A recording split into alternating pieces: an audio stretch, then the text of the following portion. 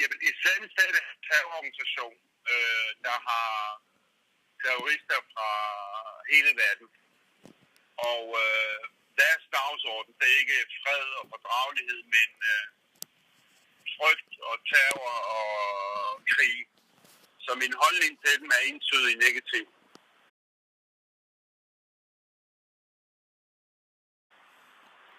Jamen, vi er jo med i krig.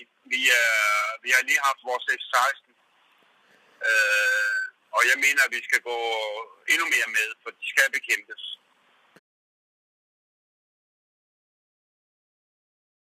Jamen, hele den frie verden skal gå sammen imod den og nedkæmpe den.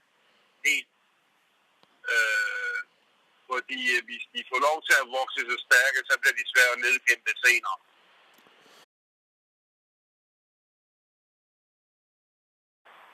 Det gør vi blandt andet ved at bekæmpe den dernede, hvor de er.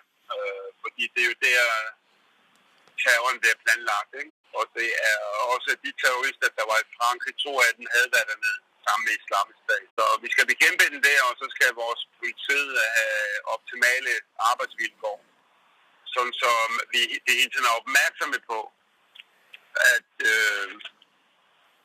at der ikke er nogen, der forsøger at begå terror. De er godt organiseret, de har soldater, terrorister, der er parat til at dø. For dem er det en gave at dø i krig. Så kommer de i paradis. De har også masser af penge til at have avanceret våben. Og de er... de føler selv, de kæmper for en sag, ikke? Jamen, det er at konfrontere dem på landjorden, og så give den kamp til stregen, indtil de er udryddet.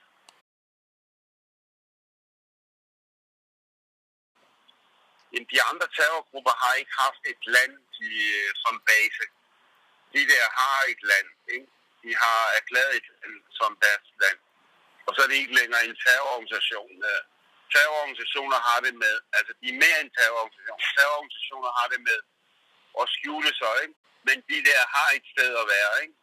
Og det er den første terrororganisation, der har et land som udgangspunkt.